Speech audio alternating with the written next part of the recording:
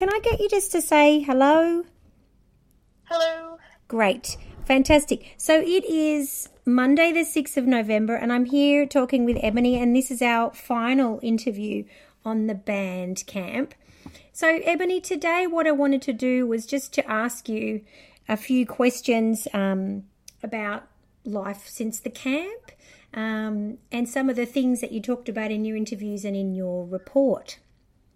So I wanted to start off by just asking you, what have you learnt from the band camp experience? Good and bad?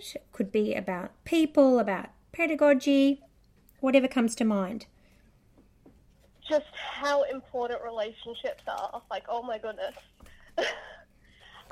So when we did all the cultural training and we discussed, it's really, really important to build to make sure you've actually got like a solid, positive relationship with the students, because they're not going to listen if they don't like you, if they don't respect you.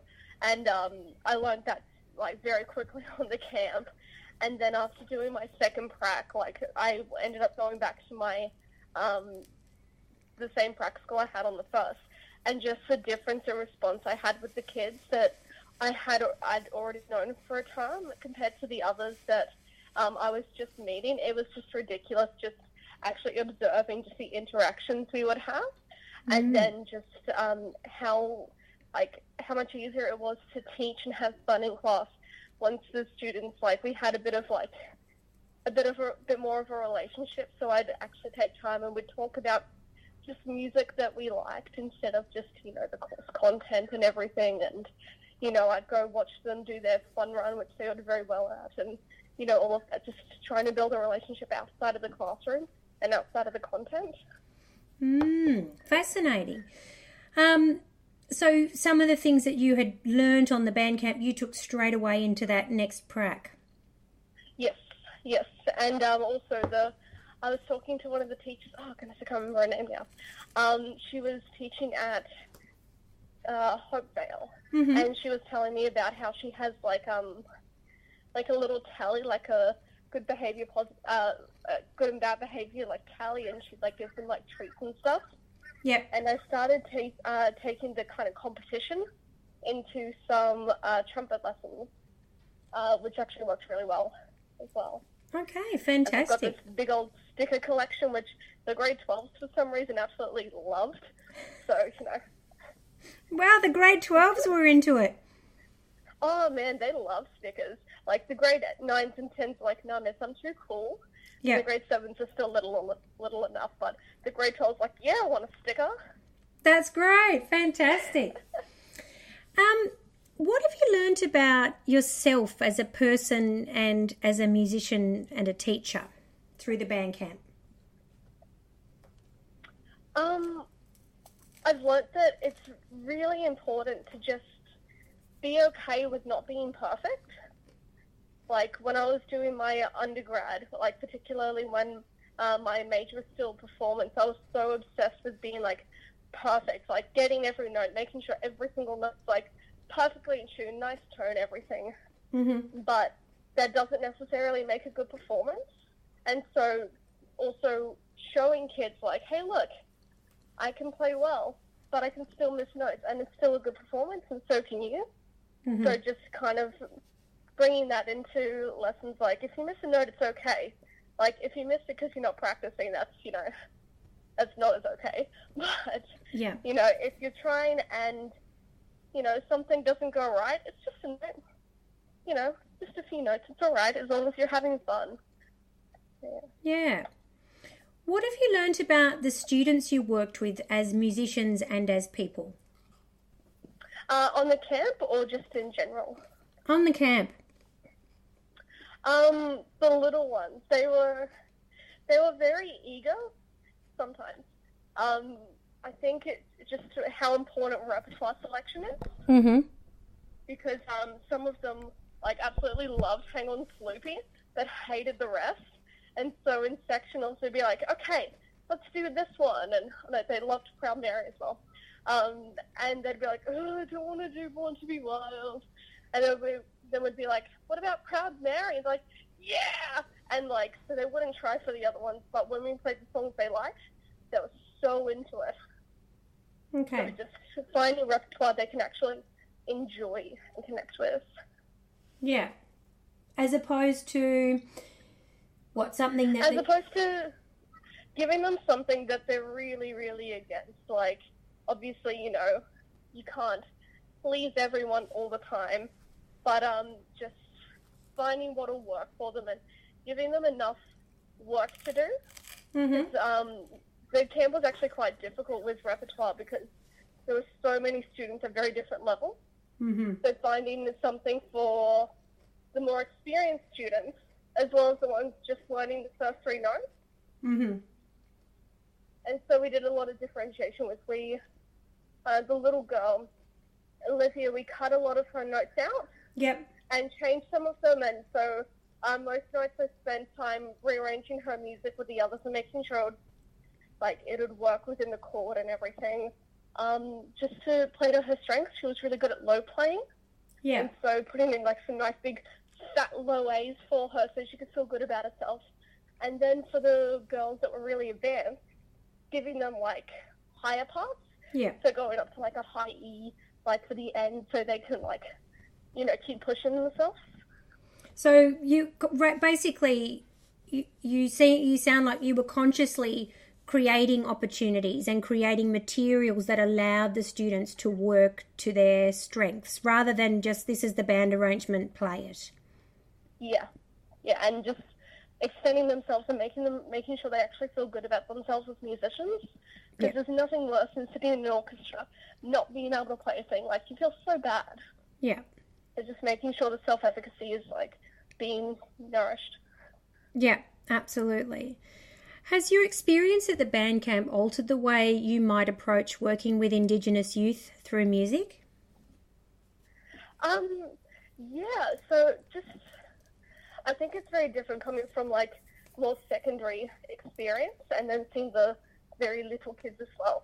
There's always a bit of difference in that. But just seeing the way they can connect with certain things and I wish I asked more of them, but I'd like to see if how many of them actually play traditional music. Mm-hmm. And what they do and everything. So I don't know why I didn't think to ask. I was probably too busy watching them do handstands. But just finding out what other music they can play, because a lot of them had very good sense of rhythm and pitch. Mm-hmm. And so I'd assume that would be from listening to a lot of music and possibly even playing it on different instruments. Yeah. But then also it may not have been that, and it could have been just natural gift. So yeah. I mean, it sounds like it comes back to some of the relationship building ideas you were talking about before with, connecting with people, not just sort of with, I suppose, a curriculum or a content, but actually connecting over a shared love of music. Exactly, yeah. Yeah. How would you draw on the band camp experience in your future work and life? Just keeping in mind that, on the first day particularly, we were all just none of the kids were overly warm. I got a few hugs and here and there, but I noticed the guys, the kids are still a bit wary of them. They're very tall. Just remembering, it doesn't, it's fantastic to have a good relationship with the students and for them to like you and everything, but that's not what your job is. Your job is to teach, and it's as long as they're going to listen to what you say and take some of it in, it doesn't matter if they're not, always hugging you and being oh, we love you, you're there to teach. And I learned that on prac as well.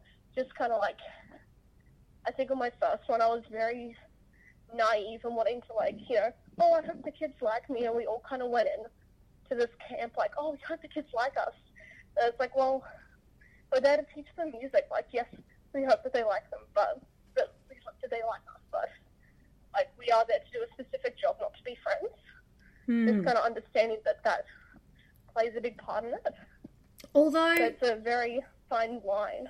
Well, I was going to say and I'll ask you some more specific questions about your report and things in a minute, but you did, though, talk a lot in your reflective report about the importance of building a good relationship with the students at the band camp in order to be able to be a good teacher. That if you didn't have that relationship, you actually couldn't teach what you know about music because the students would just not engage. Exactly.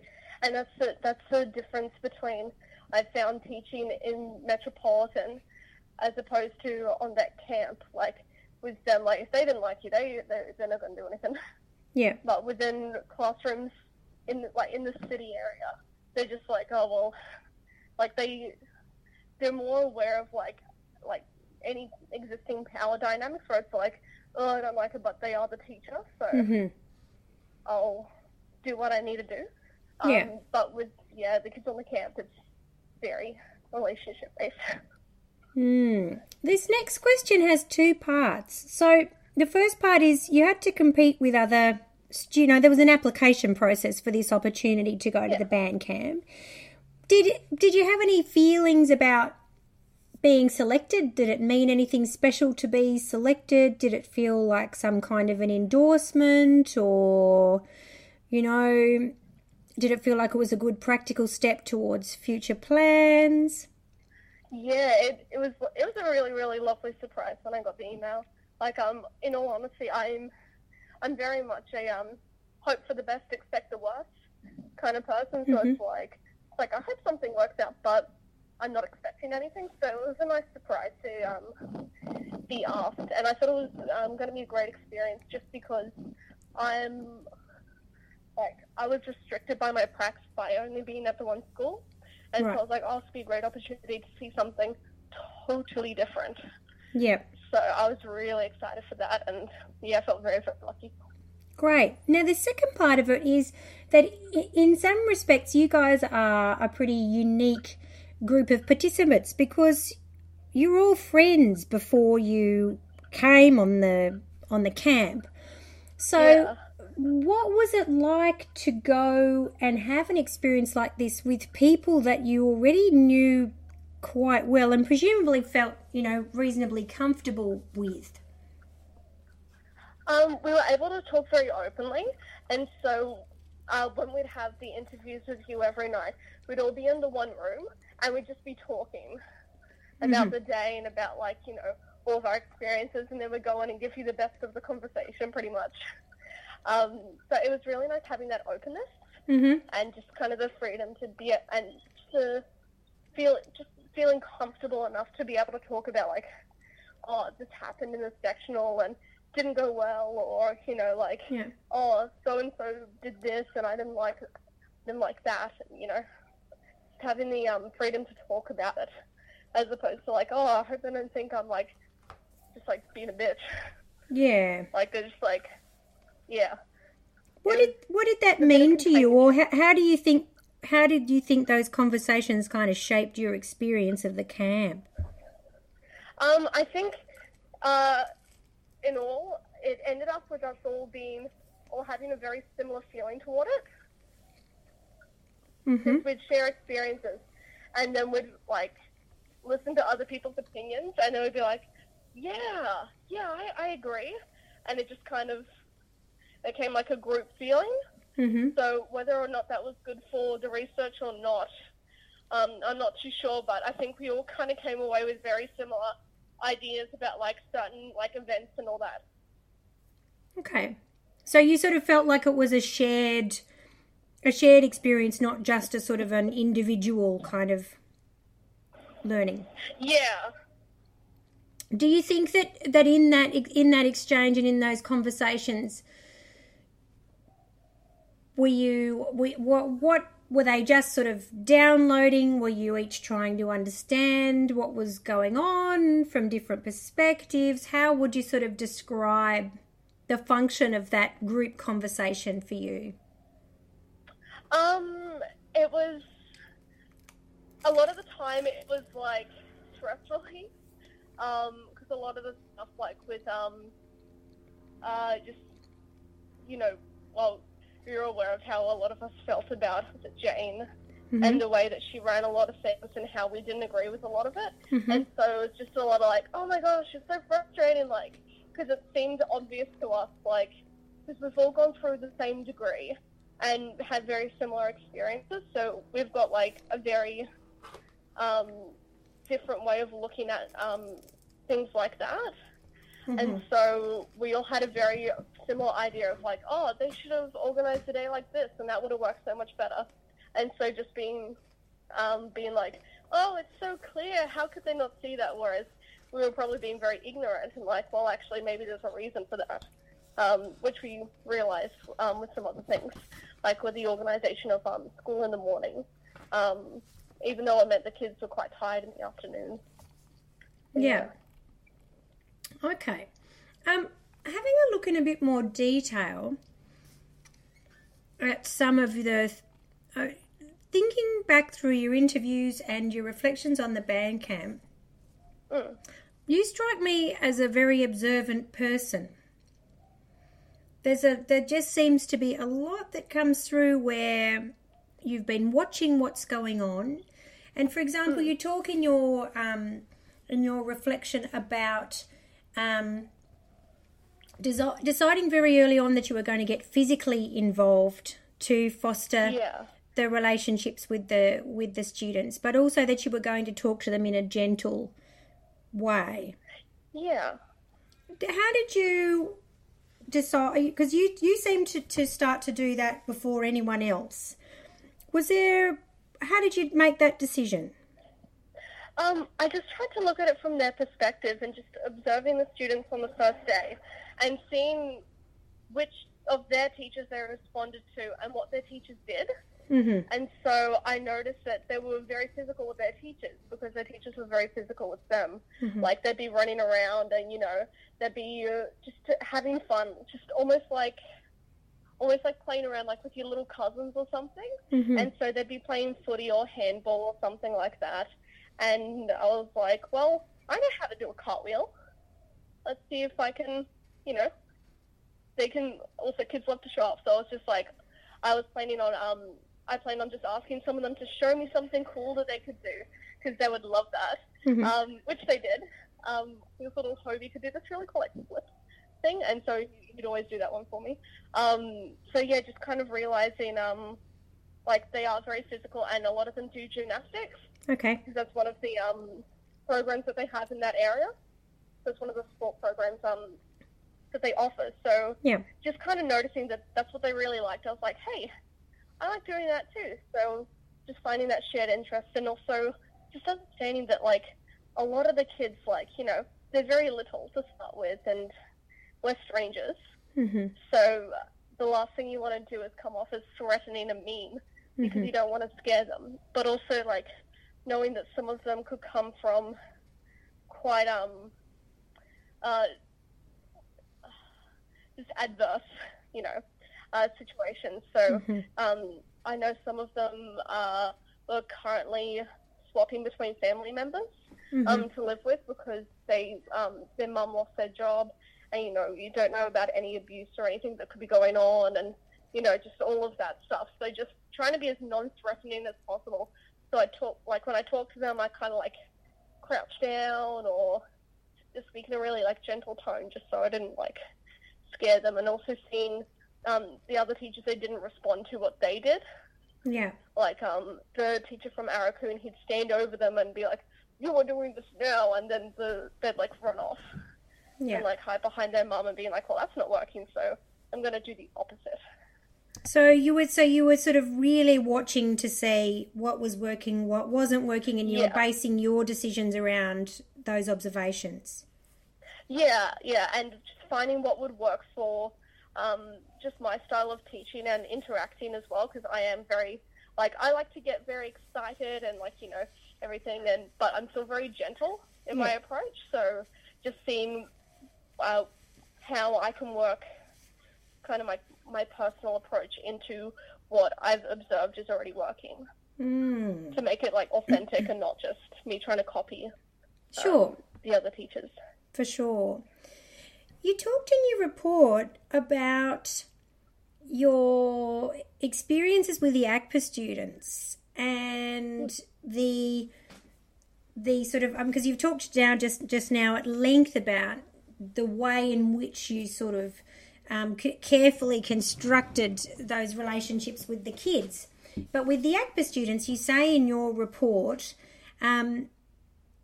we realised the mistake we had made by being too forward with them when looking to collaborate musically.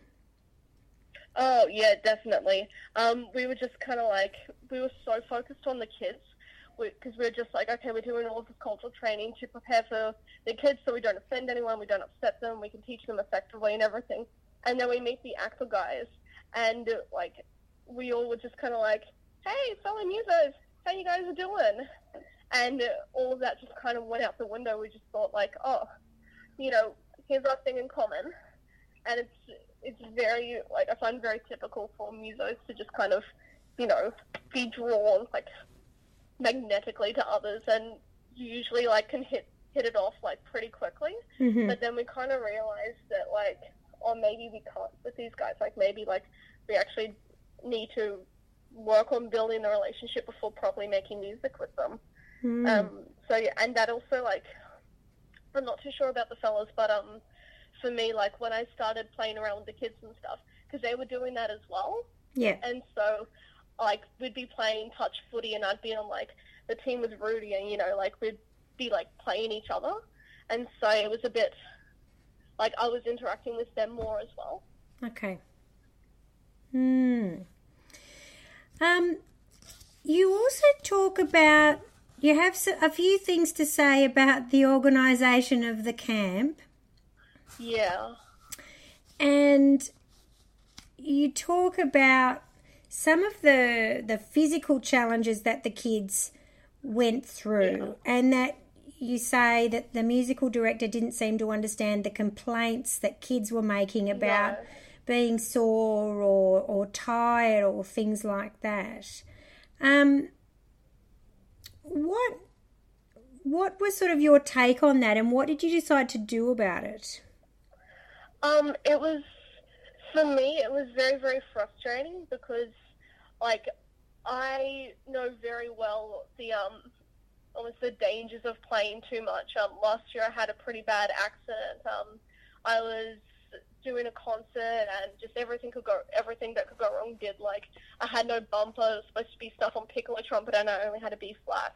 And I ended up, in order to just finish the concert, I used bad technique and pressure played a lot, so I pressed the instrument on my lips too much, and I ended up bursting a blood vessel and cutting up the inside of my lip, and I couldn't play properly for months after. And, like, I've been playing for 16 years, and I was doing lots of practice in the lead up, and so my muscles were very strong. And it was just worrying seeing such young kids who actually weren't allowed to practice, so they'd only get to play like an hour maximum a week at school, seeing them almost being forced to play for hours a day, day after day. And it was just worrying because a lot of them didn't have, like, specialized brass teachers or woodwind teachers as well. And so they were actually, like, some of them had cut lips, and, you know, you could see the swelling around their lips, and they were saying that it was very, very sore to play.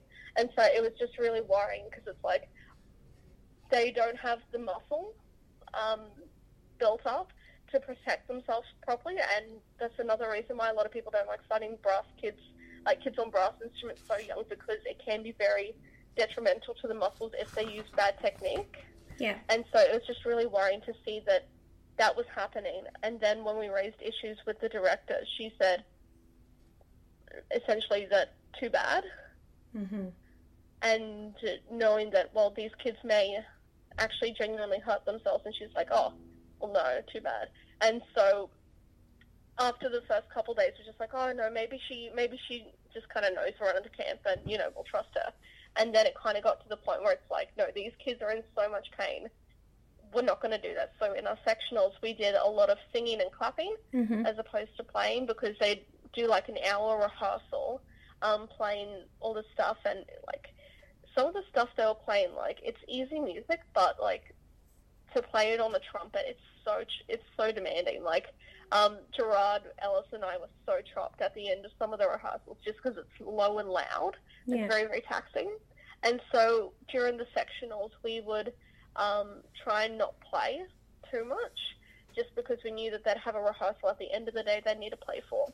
And also during the rehearsals, like, if they'd be like, oh, my lips hurt, like, Jane would be like, nope, put your instrument back up, and then would be like, oh, no, that's all right. You don't play, I'll play loud enough for you. Mm-hmm. Just so, because I didn't want to let anyone down, and that was a really big issue I saw with them. Like, they wanted to play because they'd obviously been told, like, you've been, like, given this fantastic opportunity, you need to, like, play and make the most of it. And so they really were taking that on board, but it was in a way that was going to be very detrimental to, like, I guess, their health. And so Ellis and I would be like, oh, no, that's okay. You rest up for these next few bars, and I'll play it really loud so no one will notice. And I'd be like, oh, okay, thank you. Yeah. So just trying to take one for the team. It sounds as though was a bit of tension between, I guess, where you felt you were in the pecking order as a teacher, but what you also know as a specialist brass player. Yeah, it was just a bit frustrating because we were told that we were to go on this camp and be, like, as you know, a specialist trumpet player, specialist trombone player, specialist saxophone player, and yet we were just note bashing, and pretty much the orders we'd been given for the sectional didn't have anything to do with, like, instrument specific technique. It was just run the songs so they sound better. Mm-hmm. And it felt kind of, not pointless, because we did teach them a few things here and there. And in the last sectional, we actually, like, had a really, really good one where we just kind of went against what she said. We were just like, well, we're going to do some effective breathing technique, because none of the kids are, like, you know, taking really big full breaths. And so we played some games to, like, work on it with, like, you know, paper airplanes and, like, just competitions about, like, you hold, like, the music, like a piece of paper against the wall and blow really, really quickly on it to support it on the wall without touching it.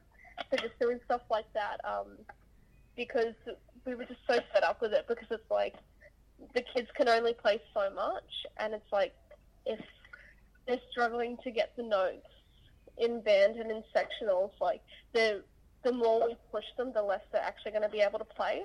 And so it's just a bit frustrating that that's what we were told to do. Yeah. When it didn't work, and we said it didn't work, and she was like, "Oh, just keep doing it." And when you tried those other activities, the breathing activities and things like that, what was the level of student engagement with those activities?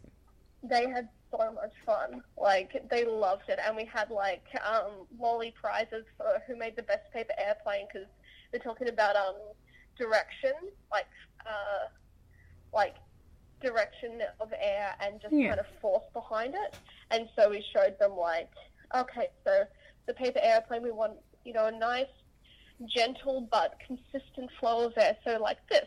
And, like, Ellis, show us what happens if we blow too hard. And he'd, like, go to, like, throw it, and it would, like, go up and backwards and fall down. And then it's like, oh, what if we don't blow enough? And you just drop it, and it doesn't even soar. It just falls to the ground. And they loved it, because they got to make some paper airplanes. We had a mini competition on who could make the coolest one. It's like, okay, keep this in mind, guys. And yeah, they liked the competition aspect, and we had little lolly prizes, and yeah, that was the best sectional we had. It's interesting. You did some cultural training before you went on the camp, and you talk about it being interesting and useful, but that the most useful part for you was the bit about the relationships. Yeah. Was there anything? Yeah. I just wondered about that, the value of that cultural training for you. I think it was really, really good. I would have preferred it if we had more of, like, an education-specific one, because it was like a health one, wasn't it? And there was a lot of stuff to do with, like, when you're working in a hospital, you need to do this, especially with the online components. Like, it would have been great to have just some more education-specific stuff. Yeah. Because the things we got out, I found, or at least for me, it was very general, which was very good, because too much detail in such a short amount of time would be a bit silly. But yeah, because I think I was the only one doing the dip ed. All the others were doing the bachelor, where they actually have multiple courses on Indigenous education and cultural sensitivity and all of that, whereas I did the music degree, so I didn't have any of that. Okay. I just kind of had, little bits and pieces throughout this year to kind of base my knowledge on. Yeah. Okay. On reflection, thinking about all the different participants, Jane, ACPA students, the teachers from the schools, what did each of them contribute to the camp? Jane, we didn't agree with a lot of the stuff she did, but she got stuff done. Like, the rehearsals moved very quickly, which was good, and we weren't spending time on, okay, let's try and get this one note, and, yeah, there wasn't a whole lot of waiting around, which is great because, oh man, they were not in the mood to wait around. Yeah. So that was really fantastic to see.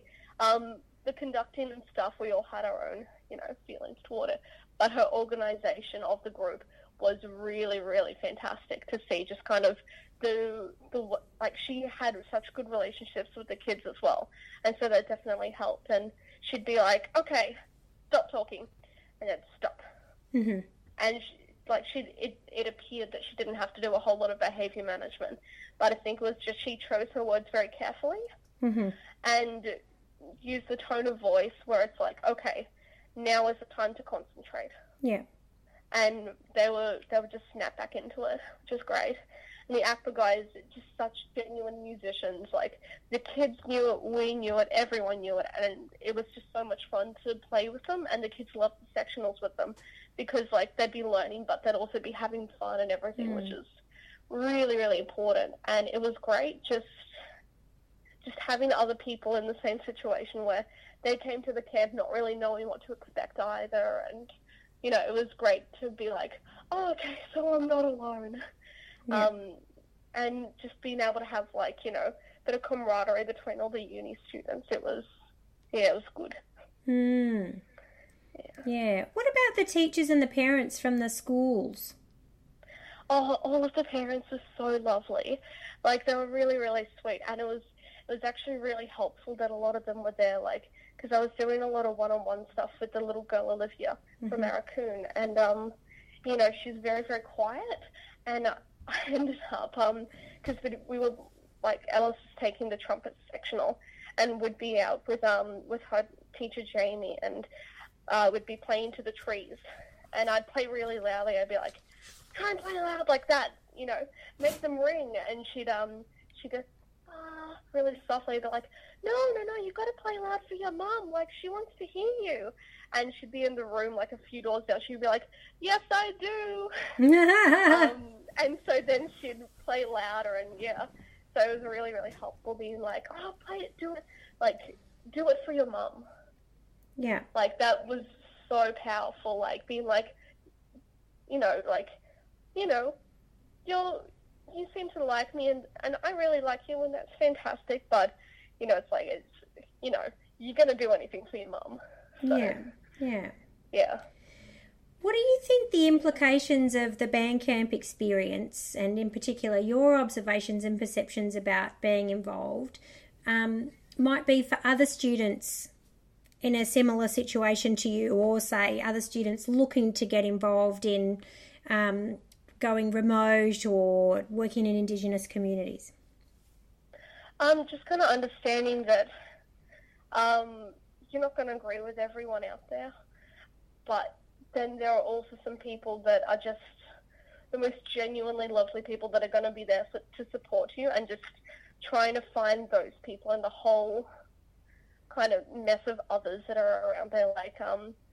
Trent was amazing. He was so good with the kids, and we'd have little chats here and there, and he'd be like, oh yeah, if you're ever looking to go come up north, come stay with us, and come to our school and have a look around and have some fun, and we'll look after you. And just kind of having connections with people that you trust and are just so open and friendly. It's so important, and it's very calming, because the last thing you want is to be like 8 hours away from everyone you know, and then have no one to talk to. Like, the isolation would be, like, horrendous. Yeah. Yeah. It sounds as though, too, that, I mean, from a lot of the things that you've said, that this was an experience also for you to see some of the things that might potentially work very well in this setting and also things that don't work very well. So being judicious about what type of pedagogies or approaches you might adopt, not just sort of, copying a more experienced teacher. Yeah.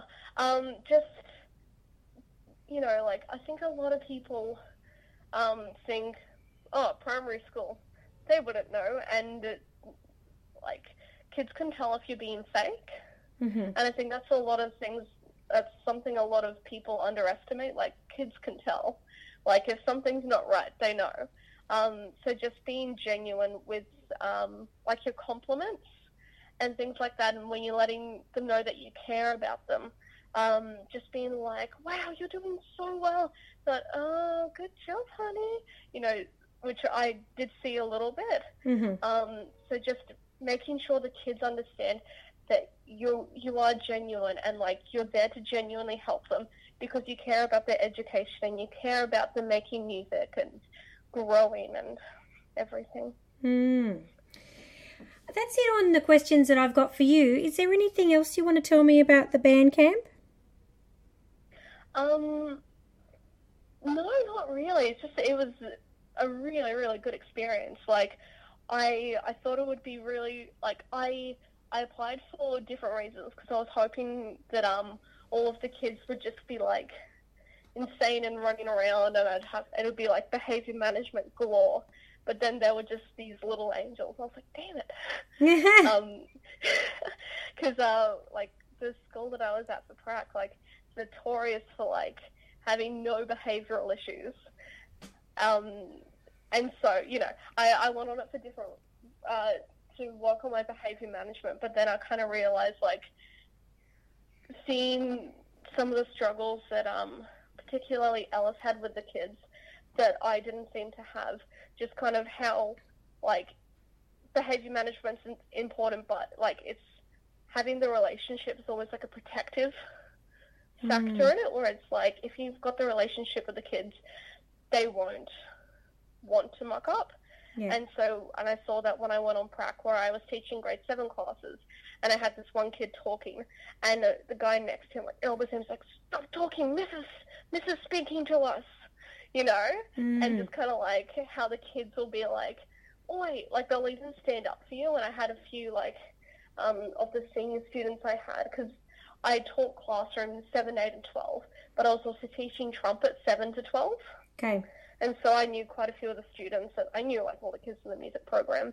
And, like, we had concerts, and the grade 12s would, like, help me out. I had this one guy helping the trumpet players, the little ones, like, set up their flugelhorns correctly so they didn't break them. And, like, just how much having a positive relationship with students can make your life so much easier. Yeah.